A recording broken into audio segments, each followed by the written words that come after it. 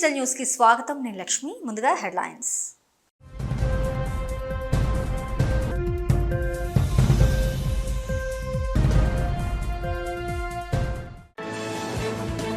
సింహాచలం గిరి ప్రదక్షిణకు భారీ ఏర్పాట్లు. గిరి ప్రదక్షిణ ఉత్సవాన్ని విజయవంతం చేసేందుకు సమన్వయంతో ఏర్పాట్లు చేసిన అధికార యంత్రాంగం.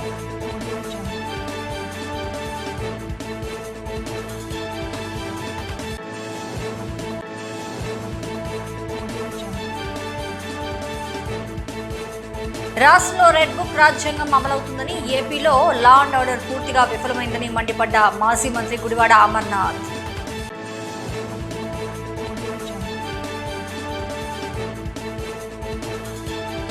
విశాఖ ఉక్కు ఆధ్వర్యంలో నడుస్తున్న విశాఖ విమలా విద్యాలయాన్ని రాష్ట్ర ప్రభుత్వం తరపున నడిపేందుకు సాధ్యాసాధ్యాలను పరిశీలిస్తున్నామన్న ఎంపీ శ్రీభరత్, ఎమ్మెల్యే పల్లా శ్రీనివాసరావు.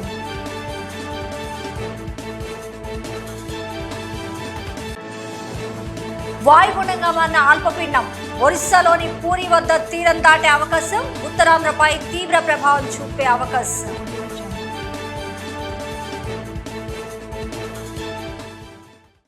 సింహాచల దేవస్థానం. సింహాచలం శ్రీ వరాహలక్ష్మీ నరసింహస్వామి వారి దివ్యక్షేత్రంలో శ్రీ శ్రీ శ్రీ వరాహలక్ష్మీ నరసింహస్వామి వారి నిత్య కళ్యాణం నేత్రపర్వకంగా సాగింది. ఆర్జిత సేవల్లో భాగంగా ఉత్సవమూర్తి గోవిందరాజ స్వామిని ఉభయ దేవేర్యులతో మంటపంలో అధిష్ఠింపజేశారు. పాల్గొన్న భక్తుల గోత్రనామాలతో సంకల్పం చెప్పి పాంచరాత్రాగమ శాస్త్ర విధానంలో విశ్వక్సేనారాధన పుణ్యవచనాలతో కార్యక్రమానికి శ్రీకారం చుట్టారు. కంకణధారణ, నూతన యజ్ఞోపవిత సమర్పణ, జీలకర్ర, బెల్లం, మాంగళ్యధారణ, తలంబ్రాల ప్రక్రియను కమనీయంగా జరిపించారు. మంత్రపుష్పం, మంగళాశాసనాల తర్వాత భక్తులకు వేద ఆశీర్వచనాలు, శేషవస్త్రాలు, స్వామివారి ప్రసాదాలను అందజేశారు.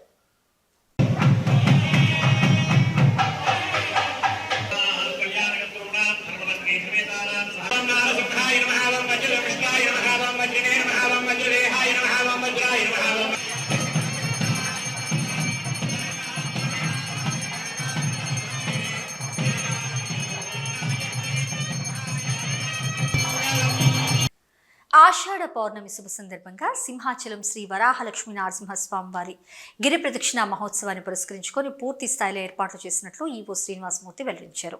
జిల్లా రెవెన్యూ, పోలీస్ మరియు జీవీఎంసీ వివిధ ప్రభుత్వ శాఖల సమన్వయంతో ఈ ఉత్సవాన్ని విజయవంతం చేసేందుకు ఏర్పాట్లు చేసినట్లు వెల్లడించారు. జూలై 21వ తేదీన ఆదివారం ఆషాఢ పౌర్ణమిని పురస్కరించుకొని స్వామివారికి 4వ విడత 3 మడుగుల చందన సమర్పణ సాంప్రదాయబద్ధంగా నిర్వహించినట్లు వెల్లడించారు. జూలై 20న శనివారం స్వామివారి ప్రచార రథం 32 కిలోమీటర్ల మేర సింహగిరి చుట్టూ ప్రదక్షిణ జరుగుతుందని వెల్లడించారు. శనివారం మధ్యాహ్నం 4 గంటల ప్రాంతంలో ప్రచార రథం సింహాద్రి అప్పన్న తొలి పావంచ వద్ద నుంచి గిరి ప్రదక్షిణ బయలుదేరుతున్నట్లు ఈవో వెల్లడించారు. గత ఏడాది కంటే ఈ ఏడాది కావడంతో సుమారు 2 లక్షల మంది భక్తులు అధికంగా వచ్చే అవకాశం ఉన్నట్లు ఈవో తెలిపారు. అందుకు తగ్గట్టుగా కలెక్టర్ ఆదేశాల మేరకు దారి పొడవునా దేవస్థానంతో పాటు సేవా సంఘాలు మరియు స్వచ్ఛంద సంస్థలు సహకారంతో భక్తులకు మంచినీరు, అన్నప్రసాదాలు దారి పొడుగునా 20 పాయింట్లో వితరణ గావించేందుకు ఏర్పాట్లు చేసినట్లు తెలిపారు. అదేవిధంగా భక్తులకు వైద్య సదుపాయాలు కూడా చేయనున్నట్లు వెల్లడించారు. గిరి ప్రదక్షిణ పూర్తి చేసుకున్న భక్తులకు రాత్రి 10:30 వరకు దర్శన భాగ్యం కల్పించనున్నట్లు వెల్లడించారు.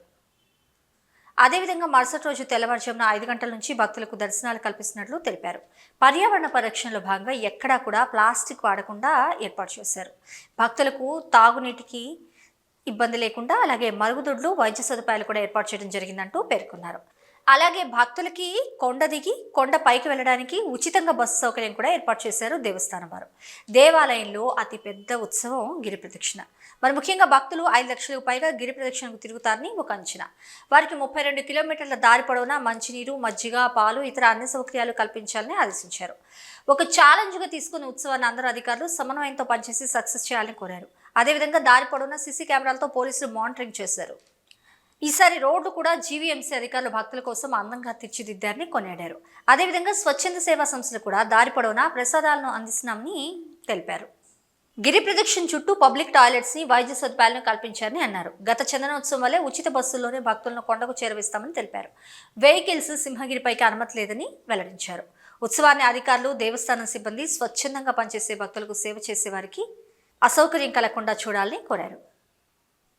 శుభాంగాయ మంగళాయ మహోజసే సింహశైల నివాసాయ శ్రీ నృసింహాయ మంగళం. శ్రీ శ్రీ శ్రీ వరాహలక్ష్మీ నృసింహ ప్రభువు సన్నిధి చేసినటువంటి పర్వతానికి ప్రదక్షిణం చేయడం అనేటువంటి ఒక సంప్రదాయం. భారతీయ సంస్కృతిలో ప్రదక్షిణం అనేటువంటిది అనూచానంగా వస్తున్న సంప్రదాయం. ఆత్మ ప్రదక్షిణ నమస్కారం చేస్తాం ఏదైనా కార్యక్రమం చేసినప్పుడు గార్హస్థ్యంలో. అలాగే ఆలయానికి చుట్టూ ప్రదక్షిణం చేస్తాం. అలాగే గోవుకు చుట్టూ ప్రదక్షిణం చేస్తాం. మాతాపితరులకి ప్రదక్షిణం చేస్తాం. అలాగే భూమికి ప్రదక్షిణం చేయడం అనేది సంప్రదాయం. ఇవి పురాణాలు చెప్తున్నాయి భూప్రదక్షిణం అని. భూప్రదక్షిణం అంటే భూమి మనందరినీ ధరించినటువంటిది. భూధరం అంటే ఆ పర్వతాలన్నీ భూమి నిలకడగా ఉండడానికి ఏర్పడినటువంటివి అన్నమాట. అంచేత అట్లాంటి భూమి ప్రదక్షిణం చేసినందువలన ఏదో ఫలితం వస్తుందని పురాణాలు చెప్తుంది. ఇలాంటి ప్రదక్షిణ సంప్రదాయాన్ని పురస్కరించుకొని సింహగిరి ప్రదక్షిణం చేయడం అనేటువంటిది ఒక ఆచారంగా అనూచానంగా వస్తుంది చాలా కాలంగా.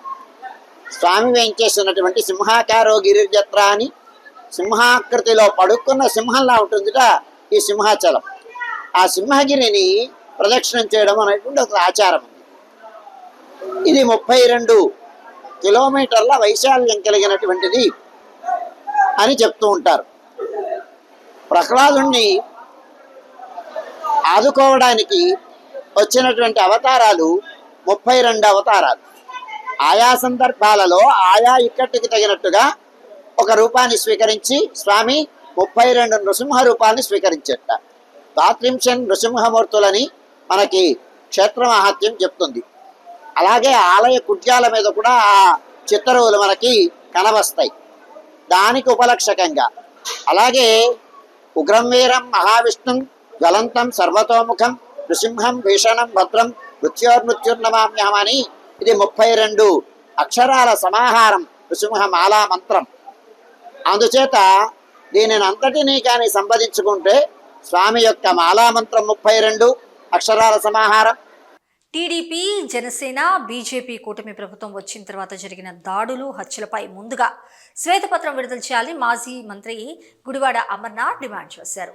రాష్ట్రంలో రెడ్ బుక్ రాజ్యాంగం అమలవుతుందని, ఏపీలో లా అండ్ ఆర్డర్ పూర్తిగా విఫలమైందంటూ పేర్కొన్నారు ఆయన. శాంతి భద్రతల పర్యవేక్షణలో ప్రభుత్వం పూర్తిగా విఫలమైందని మండిపడ్డారు. బెదిరించాలి, భయపెట్టాలి, ప్రాణాలు తీయాలనే ధోరణిలోనే దాడులు జరుగుతున్నాయి. బయటికి వెళ్తే మరి క్షేమంగా తిరిగి ఇంటికి వస్తామనే నమ్మకం కూడా ప్రజల్లో పూర్తిగా సన్నగిలిపోయింది.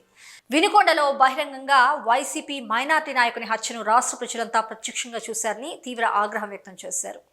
ఎంపీ మిథున్ రెడ్డిపై దాడి, వాహనాల ధ్వంసం ప్రజాస్వామ్యంలో ఎంతవరకు సమంజసమో ప్రజలే చెప్పాలంటూ ఆయన నిలదీశారు.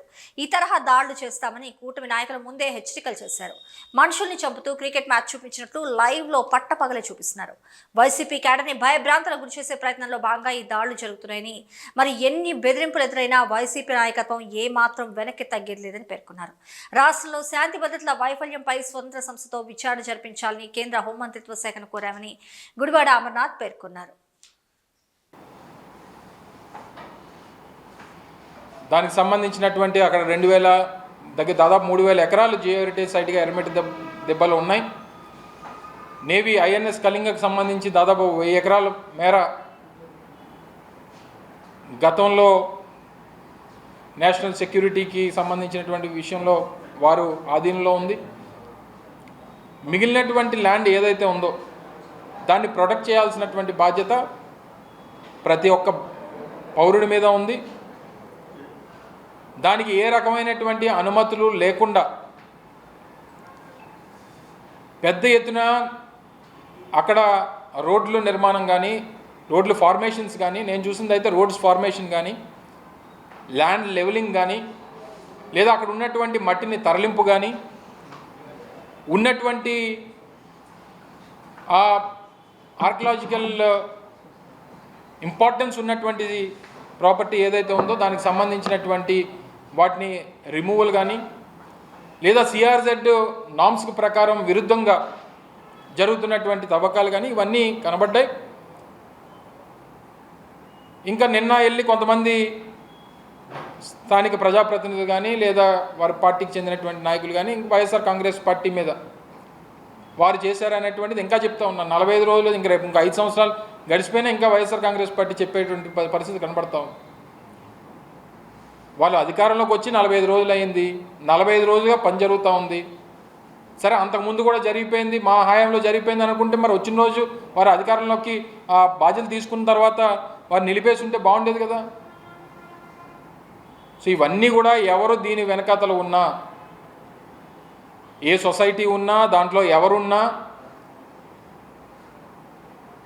అది ఆర్కియలాజికల్ ఇంపార్టెన్స్ ఉన్నటువంటిది. జియోలాజికల్ సర్వే ఆఫ్ ఇండియా ఇచ్చినటువంటి రిపోర్ట్స్ మేరకు ఆ జియో హెరిటేజ్ సైట్గా దానికి ప్రాముఖ్యత ఉంది, దాన్ని కాపాడాల్సినటువంటి బాధ్యత ఉంది. ఎట్టి పరిస్థితుల్లో ఏ రకమైనటువంటి అనుమతులు లేకుండా జరగడానికి వీల్లేదు. దాని వరకు అవసరమైతే ఒక పిల్ కూడా వేయాలన్నటువంటిది, నేను వ్యక్తిగతంగా ఒక పిల్ కూడా వేయాలన్నటువంటిది నా తాలూకా అభిప్రాయం. నేను వెళ్ళి చూసిన తర్వాత ఆలోచనకు రావడం జరిగింది డెఫినెట్గా. ఎందుకంటే గతంలో కూడా కొన్ని తొట్లకొండకు సంబంధించి ఆ పక్కన ఉన్నటువంటి భూములకు సంబంధించి కూడా కొన్ని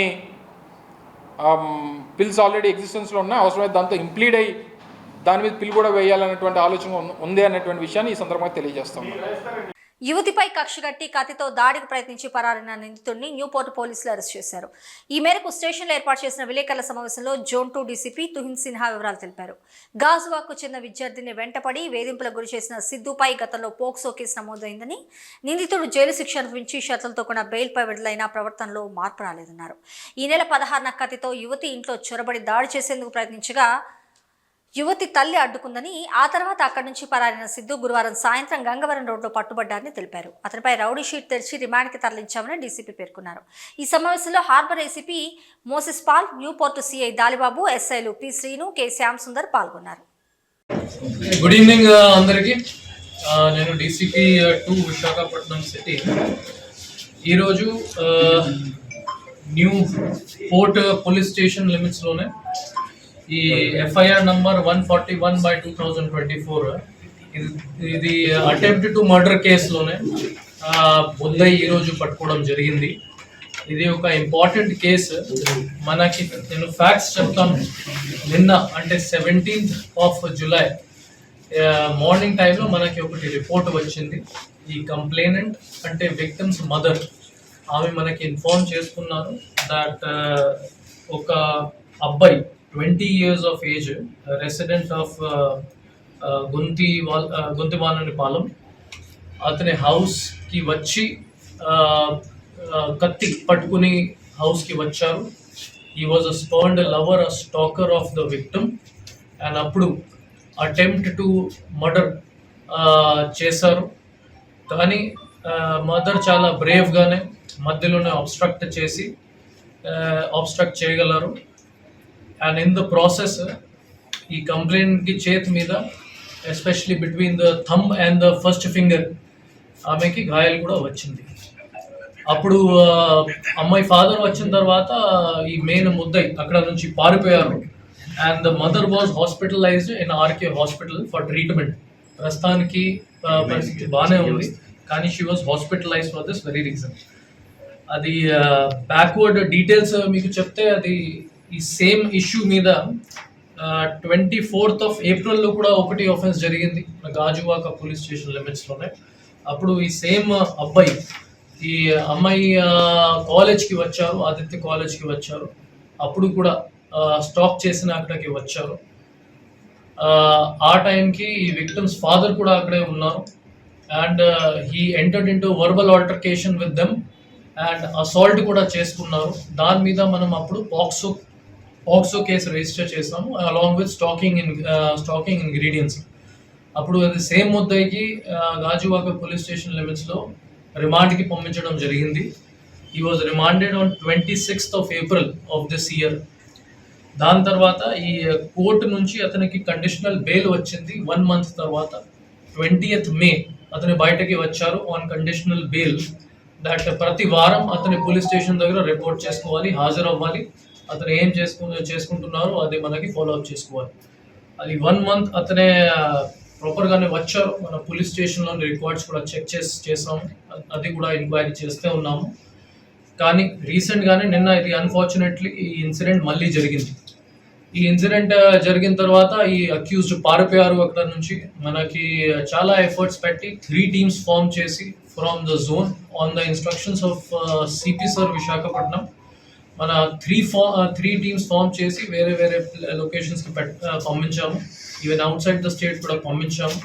ఫైనలీ మనకి ఈరోజు 4:15 PM ఈ వ్యక్తి దొరికారు and he has been arrested and will be produce before court for strict remand. అతనికి కండిషనల్ బెయిల్ కూడా మనం క్యాన్సిల్ చేసేస్తాము. అతని పైన ఒక రౌడీ షీటర్ కూడా ఓపెన్ చేసి బైండ్ ఓవర్ కూడా పెడతాము. Strictest action will be taken on everybody who is committing crime against women in Visakhapatnam city. ఇది కమిషనర్ సార్ నిర్దేశాల్లో జరిగింది. And for this especially good work was done by ACP harbour Shri Moses. తుఫాను కారణంగా కురిసిన భారీ వర్షాలకు గాజువాక పారిశ్రామిక ప్రాంత ప్రజలు పూర్తిగా వణికిపోతున్నారు. గాజువాక కొండవాలు ప్రాంతాలు నలుదిక్కులా ఉండటంతో జనం నివాసం కోసం కొండెక్కారు. భారీ వర్షాల కారణంగా కొండ చర్యలు విరిగిపడటంతో ప్రాణాలు అరచేతిలో పెట్టుకుని ప్రస్తుతం బిక్కుబిక్కుమంటున్నారు. జీవీఎంసీ 65వ వార్డు సంజీవగిరి కాలనీ ప్రజలు భయం గుప్పిట్లో బిక్కుబిక్కుమంటున్నారు.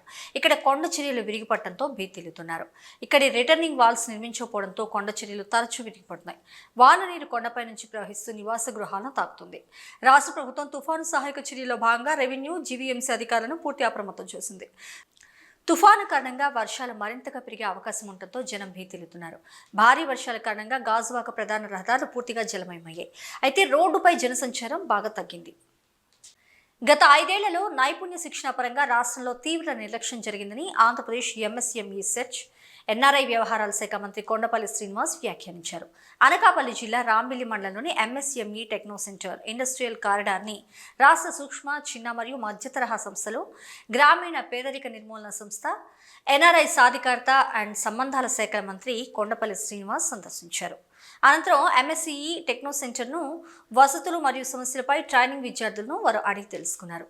మంత్రి కొండపల్లి శ్రీనివాస్ మాట్లాడుతూ తెలుగుదేశం పార్టీ హయాంలో పూడి గ్రామంలో ఈ సంస్థ ఏర్పాటు చేయడం జరిగిందని, ఈ సెంటర్ ద్వారా చాలా మంది విద్యార్థులకు స్కిల్ డెవలప్మెంట్తో పాటు ప్రొడక్షన్ కూడా ఈ సెంటర్లో అవుతుందని పేర్కొన్నారు. సంవత్సరానికి 2000 మంది విద్యార్థులు స్కిల్ డెవలప్మెంట్పై ట్రైనింగ్ అవుతున్నారని, అదేవిధంగా ఈ ట్రైనింగ్ సెంటర్ని మరింత అభివృద్ధి చేసే విధంగా కృషి చేస్తామంటూ వెల్లడించారు. ఈ సెంటర్ ద్వారా చాలామందికి స్కిల్ అప్లిఫ్ట్మెంట్ స్కిల్ సెంటర్ కింద జరుగుతుంది. అంటే ట్రైనింగ్తో పాటు ప్రొడక్షన్ యాక్టివిటీ కూడా ఇక్కడ చేస్తూ చాలామంది విద్యార్థులు ఇక్కడి నుంచి నేర్చుకోవడం అప్స్కిల్ అవుతున్నారు. మరి అలాంటి ఈ సెంటర్ని ఇంకా ఏం చేస్తే బాగుంటుంది. ప్రస్తుతం ఈ centre nearly 3000 students per year cater చేస్తున్నారు, అప్స్కిల్ చేస్తున్నారు. స్కిల్లింగ్ చేస్తూ వాళ్ళని ప్లేస్మెంట్ చేయడం. ఈ సెంటర్ ఇంకా బెటర్ చేస్తూ మళ్ళీ రానున్న ఈ సెంటర్కి ఎక్స్టెన్షన్ సెంటర్స్ కూడా శాంక్షన్ అయ్యాయి. దాని ఏ రకంగా మనం ప్లాన్ చేసుకోవాలి, ఎలా చేసుకుంటే బాగుంటుందని కూడా మేము డిస్కస్ చేయడానికి రావడం జరిగింది. మరి ఈ సెంటర్లో స్టూడెంట్స్ని కూడా మాట్లాడడం జరిగింది. స్టూడెంట్స్ ఆర్ వెరీ ప్రొయాక్టివ్, వాళ్ళ లెర్నింగ్ ఎబిలిటీ కూడా బెటర్ అవుతుంది. అండ్ దెన్ ఈ సెంటర్లో స్టూడెంట్సే కాదు, ఇప్పుడున్న ఇండస్ట్రీస్ కూడా వాళ్ళ తాలూకు ఎంప్లాయీస్ని పంపించి అప్స్కిల్ అవుతున్నారు. అండ్ దెన్ కాలేజెస్లో ఫ్యాకల్టీని కూడా పంపించి చిన్నపాటి గొడవలు ప్రాణాలు తీసుకునే పరిస్థితికి దారితీస్తున్నాయి. క్షణికావేశంలో చేసిన తప్పిదం ఆ కుటుంబాన్ని పెను విషాదంలో నింపిన దుర్ఘటన కొత్తపాలెం గణేష్ నగర్లో చోటు చేసుకుంది. గోపాలపట్నం పోలీసులు తెలిపిన వివరాలు ఇలా ఉన్నాయి. బీహార్ రాష్ట్రానికి చెందిన చందన్ కుమార్ విశాఖపట్నం రైల్వే విభాగంలో అసిస్టెంట్ లోకో పైలట్గా పనిచేస్తున్నారు. ఇక్కడ 89వ వార్డు కొత్తపాలెం గణేష్ నగర్లో భార్య పిల్లలతో అద్దె ఇంట్లో నివాసం ఉంటున్నారు. బుధవారం రాత్రి పిల్లలు అల్లరి చేయడంతో భార్య లాల్ మున్ని కొట్టిందన్న విషయంలో భార్యాభర్తలిద్దరూ గొడవపడ్డారు. దీంతో చందన్ కుమార్ పడగదిలోకి వెళ్లి ఫ్యాన్కి బెడ్షీట్ కట్టుకొని ఉరివేసుకున్నారు. ఫ్యాన్కి బెడ్షీట్ కట్టుకొని ఉరివేసుకున్నాడు. బెడ్రూమ్ తలుపులు తీయకపోవడంతో ఆందోళన చెందిన భార్య లాల్ మున్ని తలుపులు తెరిచి చూసేసరికి ఫ్యాన్కి వెళ్లాడుతున్నారు. చుట్టుపక్కల వారిని కిందకు పిలిచి దించారు. అయితే అప్పటికే మృతి చెందడంతో పోలీసులకు సమాచారం అందించారు. గురువారం ఘటనాస్థలికి చేరుకున్న పోలీసులు మృతికి గల కారణాలు వివరించారు. మృతదేహాన్ని కేజీహెచ్కి తరలించారు. భార్య లాల్ మున్ని ఇచ్చిన ఫిర్యాదు మేరకు కేసు దర్యాప్తు చేపట్టారు.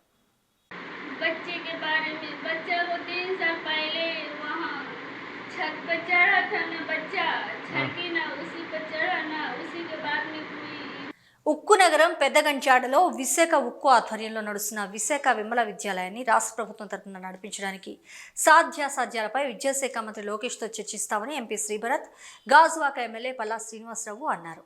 అమ్మా ఎడ్యుకేషనల్ ట్రస్ట్ ఆధ్వర్యంలో 70,000 విలువైన ఏకరూప దుస్తుల్ని విద్యార్థులకు పంపిణీ చేశారు. ఈ కార్యక్రమానికి ముఖ్య అతిథిగా హాజరై ఎంపీ, ఎమ్మెల్యే మాట్లాడుతూ విద్యార్థులు, ఉపాధ్యాయుల భవిష్యత్తు దృష్ట్యా తగిన సహాయ సహకారాలు అందిస్తామంటూ పేర్కొన్నారు. పాఠశాల సిబ్బంది, గుర్తింపు సంఘ ప్రధాన కార్యదర్శి డి ఆదినారాయణ, అమ్మా చారిటబుల్ ట్రస్ట్ వ్యవస్థాపకులు ఎం అప్పలరాజు, సభ్యులు పి విష్ణుమూర్తి, కె నీతు చౌదరి, సుధా వెంకటేశ్వర్లు తదితరులు ఈ కార్యక్రమంలో పాల్గొన్నారు. అమ్మా ఎడ్యుకేషన్ ట్రస్ట్ గత 20 సంవత్సరాలుగా ప్రతి సంవత్సరం ఏదో ఒక వస్తువు డొనేట్ చేయడం, ఇవాళ స్కూల్ యూనిఫామ్స్ డొనేట్ చేసే కార్యక్రమంలో పాల్గొన్నాము. అయితే ఇవాళ ఉన్న పరిస్థితి ఏంటి అంటే ఈ స్కూల్ భవిష్యత్తు ఏంటి, రేపు ఉంటుందా లేదా అనే ఒక వాతావరణం, ఇక్కడ ఉండే ఎంప్లాయీస్ అందరూ కూడా భయభ్రాంతులు అవడం అనేది చాలా బాధాకరం. స్టీల్ ప్లాంట్ నష్టాల్లో ఉండడం వల్ల మేము ఆర్థికంగా దీన్ని ఇంకా సపోర్ట్ చేయలేము అని చెప్పడం, ఈ స్కూల్కి ఏమవుతుందని ఈ సొసైటీలో ఉన్న వాళ్ళందరూ బాధపడుతున్నారు. ఎందుకంటే ఎన్నో ఏళ్ళ నుంచి ఇక్కడ ఉంది కాబట్టి, 40 సంవత్సరాల నుంచి ఉంది కాబట్టి. సో మా వంతు సహాయం, కృషి ప్రభుత్వం తరపు నుంచి ఏం చేయగలుగుతాము, దాని లోపల స్టీల్ ప్లాంట్ ఇంకో 1 ఇయర్ అన్నా 2 ఇయర్స్ అన్నా ఎక్స్టెన్షన్ ఇవ్వగలుగుతుందా అనేది ఆల్రెడీ మొన్న స్టీల్ ప్లాంట్ మీటింగ్లో సీఎండీతో రిక్వెస్ట్ చేయడం జరిగింది. తప్పకుండా స్కూల్ ఆగకుండా ఏం చర్యలు తీసుకోవాలో తీసుకుంటాము. అండ్ ఇది ఇంకా మరింత అభివృద్ధి అయ్యేటట్టు ఆలోచిస్తాం. ఎందుకంటే చాలా లో ఇన్కమ్, బిలో పావర్టీ లైన్ ఉన్న కుటుంబ సభ్యులకి ఇక్కడ చదువు ప్రొవైడ్ చేస్తున్నారు కాబట్టి. టీచర్స్ ఆందోళన చేస్తున్నారు, అలాగే వాళ్ళు ఆందోళన కూడా చెందుతున్నారు. కారణం ఏంటంటే గత 30 సంవత్సరాలుగా ఈ స్కూల్లో పనిచేస్తున్నారు. వారు సడన్గా వాళ్ళని ఆపి మేము మీకు శాలరీస్ కంటిన్యూ చేయలేం అని వాళ్ళు ఎప్పుడైతే డిఓసిస్ వారు చెప్పారో, ఫాదర్ వాళ్ళు చెప్పారో, వాళ్ళు దాంతో మరి 30 సంవత్సరాలు పనిచేసిన తర్వాత మమ్మల్ని రోడ్డు మీద పెట్టడం కరెక్ట్ కాదని చెప్పేసి వాళ్ళు ఆందోళన చెందుతున్నారు. దీనికి ప్రధానమైన కారణం ఏంటంటే ఎప్పటి నుంచో ప్లాంట్ నుంచి ఏడు వచ్చేది. ప్లాంట్ ఆర్థిక పరిస్థితి బాగోకపోవడం వల్ల, వాళ్ళకి ఆ ఏడు ఇవ్వకపోవడం వల్ల ఆ ఏడుని మేము భరించలేము, డిఎస్ఎస్ వారిని భరించలేము, మాదంతండి ఇదంతా కూడా ఒక సబ్సిడీ మీద, పూర్తి సబ్సిడీ మీద ఫ్రీ ఎడ్యుకేషన్ అందిస్తున్నాం అని చెప్పేసి వారి ఫాదరాలు ఇదే అవుతుంది, వాళ్ళ ఇనేబిలిటీని, వాళ్ళ నిస్సహాయ స్థితిని వాళ్ళకి వ్యక్తం చేస్తున్నారు. అయితే నేను మేనేజ్మెంట్తో మాట్లాడి వాళ్ళకి 1 ఇయర్, ప్రస్తుతానికి 1 ఇయర్ ఏడు ఇచ్చేటట్టుగా కంటిన్యూ చేయమని చెప్పేసి చెప్పిన తర్వాత సీఎండీ గారు దానికి వారు ఏడు ఇవ్వడం జరిగింది 1 ఇయర్కి. అదే రేపు మళ్ళీ ప్లాంట్ బలోపేత పడుతుంది, అది ఆర్థికంగా కొంచెం నిలదొక్కుంటుంది. అప్పుడు ఖచ్చితంగా మిగతా ఇయర్స్కి వాళ్ళ సర్వీస్ ఉన్నంత వరకు కూడా, ఎందుకంటే ఇది గతంలో స్టేట్ గవర్నమెంట్ వీళ్ళని మేము అబ్జర్వ్ చేసుకుంటాం, మా వీళ్ళని చేసుకుంటాం అంటే అప్పుడు మేనేజ్మెంట్ ఒప్పుకోలేదు, స్టీల్ ప్లాంట్ మేనేజ్మెంట్. కనుక వారిని 30 సంవత్సరాలు, వాళ్ళకి వచ్చే 60 ఇయర్స్ వరకు కూడా సెంట్రల్ గవర్నమెంట్ పాలసీ ప్రకారంగా వాళ్ళ సర్వీస్ అబ్జర్వ్ చేసుకోవాల్సినటువంటి అవసరం ఉంది, వారికి ఆర్థికంగా సాయం చేయాల్సినటువంటి అవసరం ఉంది. అలాగే దీంతోపాటు నేను స్టేట్ గవర్నమెంట్తో కూడా, ఎందుకంటే స్టేట్ గవర్నమెంట్ గతంలో కన్సెంట్ వాళ్ళకి ఒక రిక్విజేషన్ కూడా పంపించడం జరిగింది, స్కూల్ మేము ఇల్లు చేసుకుంటాం, వాళ్ళ సర్వీస్ అని తీసుకుంటామని. వాయువ్య బంగాళాఖాతానికి ఆనుకుని పశ్చిమ మధ్య బంగాళాఖాతంలో ఏర్పడిన అల్పపీడనం శుక్రవారం ఉదయం వాయుగుండంగా బలపడింది. ఇది వాయువ్య దిశగా పయనించి ఒడిశాలోని పూరికి సమీపంలో శనివారం తెల్లవారుజామున తీరాన్ని దాటనుంది. దీని ప్రభావంతో రానున్న 2 రోజుల్లో ఉత్తర కోస్తా, దక్షిణ కోస్తా, రాయలసీమలో అనేక చోట్ల తేలిక నుంచి మోస్తరు వర్షాలు, 1-2 చోట్ల భారీ నుంచి అతి భారీ వర్షాలు కురిసే అవకాశం ఉందని వాతావరణ శాఖ అధికారులు వెల్లడించారు. అదే సమయంలో గంటకు 30 నుండి 40 కిలోమీటర్ల వేగంతో ఈదురుగాలు వీస్తాయని, అక్కడక్కడ పిడుగులు కూడా పడతాయని తెలిపారు. నిన్నటి రోజున central and adjoining north Bay of Bengal ఏర్పడినటువంటి అల్పపీడనం అది క్రమేపీ బలపడుతూ నిన్న రాత్రికి అది తీవ్ర అల్పపీడనంగా మారింది. అది మరలా ఇంకా బలపడి ఈరోజు ఉదయానికి, అంటే సుమారు మార్నింగ్ 8:30 అవర్స్ ఆ సమయానికి అది వాయుగుండంగా మారి అది పూరికి 70 కిలోమీటర్ల ఆగ్నేయంగా, పూరికి 70 కిలోమీటర్ల దూరంలో వాయుగుండంగా కేంద్రీకృతమైంది. అలాగే నెక్స్ట్ ఇది మన కళింగపట్నంకి తూర్పు ఈశాన్యంగా 240 కిలోమీటర్స్ దూరంలో వాయుగుండంగా కేంద్రీకృతమైంది. ఇది క్రమేపీ నార్త్ వెస్ట్ డైరెక్షన్, అంటే వాయు దిశగా ప్రయాణిస్తూ నెక్స్ట్ 24 అవర్స్లో, రేపు ఎర్లీ అవర్స్ ఆఫ్ 20th జూలైకి పూరి తీరానికి క్రాస్ అయ్యేటువంటి ఛాన్సెస్ అయితే కనిపిస్తున్నాయి. దీని ప్రభావం చేత మనకి రానటువంటి 24 గంటల్లో మన రాష్ట్రంలో, అంటే పర్టికులర్లీ కోస్తా అన్ని జిల్లాల్లో కూడా విస్తారంగా ఒక మాసం నుంచి భారీ వర్షాలు, వచ్చే ఛాన్సెస్ ఉన్నాయి. అలాగే కొన్ని జిల్లాల్లో అయితే భారీ నుంచి అతి భారీ వర్షాలు, అలాగే మరికొన్ని 1-2 జిల్లాల్లో అయితే ఎక్స్ట్రీమ్లీ హెవీ రెయిన్ఫాల్ కూడా మన నెక్స్ట్ 24 అవర్స్ వరకు కూడా మనం ప్రెడిక్షన్స్ చేస్తున్నాం. పర్టికులర్లీ చూస్తుంటే ఎక్స్ట్రీమ్లీ హెవీ రెయిన్ఫాల్ అయితే మనకి నెక్స్ట్ 24 అవర్స్లో అల్లూరు సీతారామరాజు అండ్ ఏలూరు డిస్ట్రిక్ట్స్లో అయితే వచ్చే ఛాన్స్ ఉన్నాయి. అలాగే నెక్స్ట్ భారీ నుంచి అతి భారీ వర్షం కూడా రిమైనింగ్ ఆల్ డిస్ట్రిక్ట్స్ ఆఫ్ ఉత్తరాంధ్రలో అంటే Parvathipuram, Manyam, Srikakulam, Visakhapatnam, Vizianagaram, Anakapalli, Kakinada, Konaseema, east and west Godavari, అలాగే నెక్స్ట్ దక్షిణాంధ్రలో కూడా ఎన్టీఆర్, గుంటూరు ఈ జిల్లాలో కూడా భారీ నుంచి అతి భారీ వర్షపాతం కూడా నమోదయ్యే ఛాన్సెస్ అయితే నెక్స్ట్ 24 అవర్స్ వరకు మనం చూస్తున్నాం. అలాగే నెక్స్ట్ ఇప్పుడు ఉన్నటువంటి ఈ రైన్ఫాల్ యాక్టివిటీ నెక్స్ట్ రేపటికి కూడా కొంతవరకు కంటిన్యూ అయ్యే ఛాన్సెస్ ఉన్నాయి. Heavy to very heavy rainfall Alluri Sitarama Raju Eluru districts వరకు అయితే మనం ఇస్తున్నాం. ఇప్పుడు ఉన్నటువంటి wide spread rains next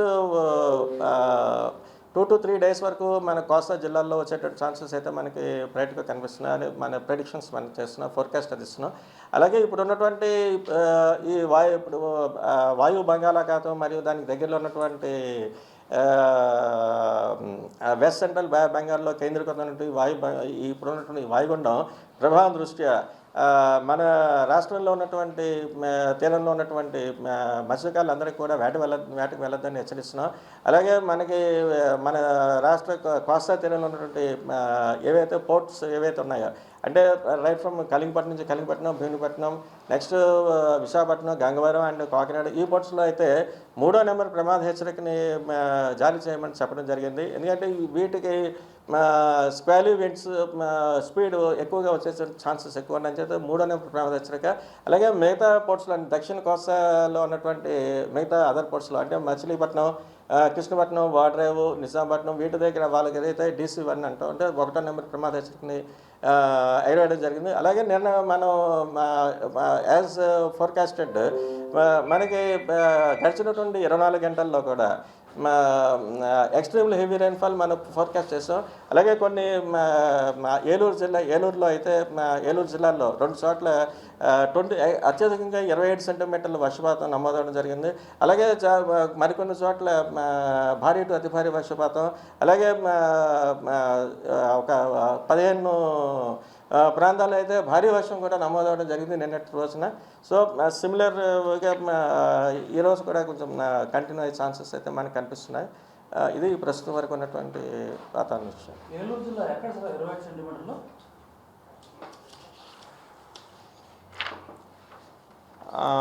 Kukunoor 27 centimeters, Polavaram is also 27 centimeters. Kukunuru Eluru district 27 centimeters, Polavaram also 27 centimeters, and again Eluru Chintalapudi 18 centimeters, Chintalapudi. In Vizianagaram Pushpatrega 16 centimeters. Next Tadepalligudem 13 centimeters, Koyalagudem 12 centimeters. Okay, ఇంకా Tanuku 11 centimeters, Ranasthalam is again 11 centimeters, Visakhapatnam మన అబ్జర్వేటరీలో 10 centimeters. వి digital న్యూస్లో bulletin ముగించే ముందు హెడ్లైన్స్ మరొకసారి.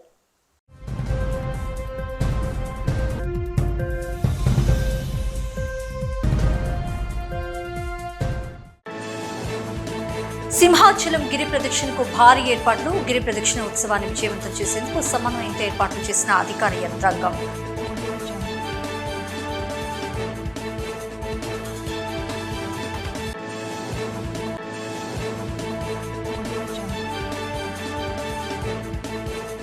రాష్ట్రంలో రెడ్ బుక్ రాజ్యాంగం అమలవుతుందని, ఏపీలో law and order పూర్తిగా విఫలమైందని మండిపడ్డ మాజీ మంత్రి గుడివాడ అమర్నాథ్.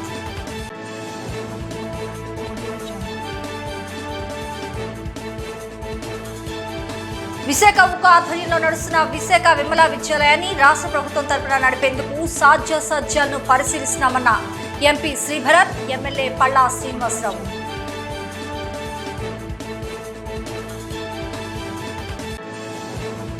వాయుగుండంగా మారిన అల్పపీడనం ఒరిస్సాలోని పూరి వద్ద తీరం దాటే అవకాశం, ఉత్తరాంధ్రపై తీవ్ర ప్రభావం చూపే అవకాశం.